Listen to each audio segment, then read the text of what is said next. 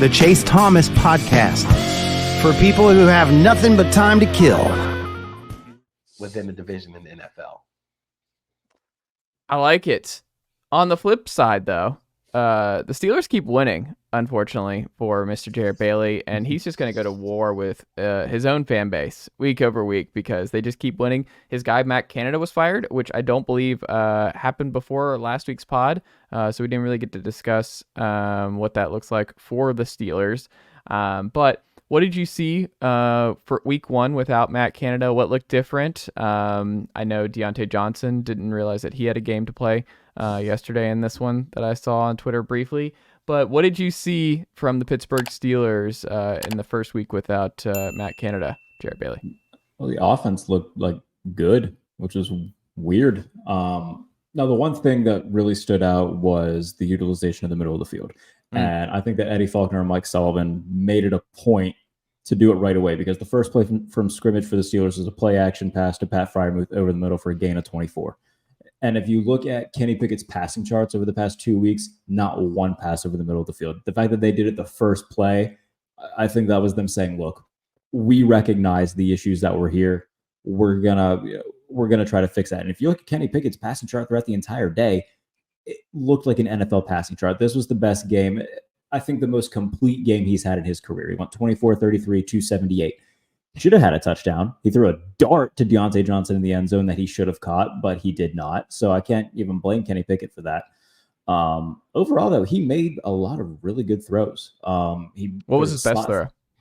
There was a slot fade to George Pickens that he put right in the breadbasket, gained 43. He threw there was a one-on-one ball to Deontay Johnson down the right sideline, gained 39. And he's talked about this in the past too. Like, hey, if I see one-on-one coverage, I'm going to give my guys a chance if it's there. So when he did that against Cincinnati, more often than not, it worked out. And that doesn't cancel out, the previous 22 games where he hasn't looked great. But seeing this was promising. And if I'm going to be critical of Pickett, then got to give credit where it's due. Like, you look at how he stacked up against the rest of the league. He was 7th in the league this week in EPA per play, 2nd in CPOE. So I'm not saying that all of a sudden, okay, now we can see Kenny Pickett's a franchise quarterback. No, I'm not saying that. But like I said, credit where it's due. He played well. The offense looked well. And for the first time since week 2 of 2020, the Pittsburgh Steelers gained 400 yards of offense. So I think fans were sitting at home, pointing at their TV going, we effing told you. Like, this shouldn't have taken so long to finally do in terms of firing Matt Canada. And the first game without him, they go over 400 yards, which they never did with him as OC. The last time they did it, Randy Fichtner was the offensive coordinator. And Kenny Pickett had his best game as a pro. I don't think that's a coincidence. Do I think that makes Kenny Pickett all of a sudden like a franchise quarterback? No, because he still has his own set of problems. But I think that with more competent play callers, more competent offensive coordinators, and an offensive game plan, his ceiling goes up a little bit, and he played well. Why did they not go over the field, though? Like, if you had to get in the mind of Matt Canada, why was he so averse to throwing over the middle with Kenny Pickett? If I knew that, I'd be the Steelers offensive coordinator right now, man. Either he didn't believe that Kenny Pickett could, which I kind of tend to lean that way, because no offensive game planner, no offensive coordinator at the NFL level in their right mind goes into the week and said, all right, we're not going to use the middle of the field. We don't need that. Unless you're Luke Getsy, apparently he also does this. So there is a precedent for it with, Luke Getsy and Matt Canada both seemingly having the same game plan, which is outside the numbers, screens, and that is it. That I don't know, man. But the fact that he lasted as long as he did is inexcusable, and it's malpractice. And the fact that Mike Tomlin let it go on this long, he deserves a lot of blame for it too. But like you said, they keep winning. They're 7-4. They own the top wild card spot in the AFC, and their next 2 games are against the Cardinals and the Patriots. They should win both of them. I think they'll go 1-1 because it's the Steelers, and they don't have a right to underestimate any team right now just because offensively they're still not great. Their quarterback isn't great, and they're playing a Cardinals team where this feels like a trap game.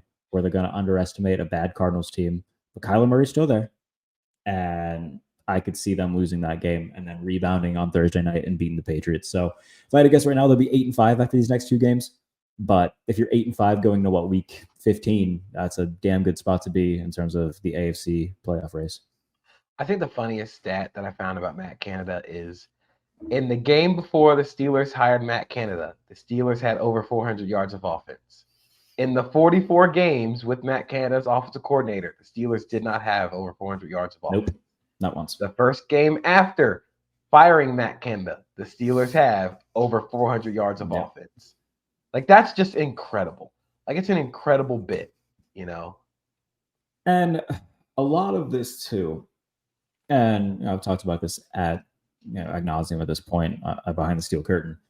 When we're trying to figure out, okay, who are they going to bring in next as offensive coordinator? Well, they just got 2 more potential candidates with former Steelers running back Deuce Staley and Josh McCown both being let go by Carolina. But a lot of things the one thing that a lot of fans point out is that is Mike Tomlin going to bring in a guy that he feels can threaten his job as head coach? And are the Rooneys going to cough up big money for a big name offensive coordinator? Like, at the end of the day, I don't think that people on the outside realize just how poorly Art Rooney has run the show ever since Dan Rooney passed away. And like, if not for Ben Roethlisberger covering up a lot of issues before he retired, like, you look at the ownership, it's not so much different from the Pirates, where the Steelers at large are a cheap organization that don't like to spend a lot of money, that keep things in-house, and that hurts them a hell of a lot more than it helps them.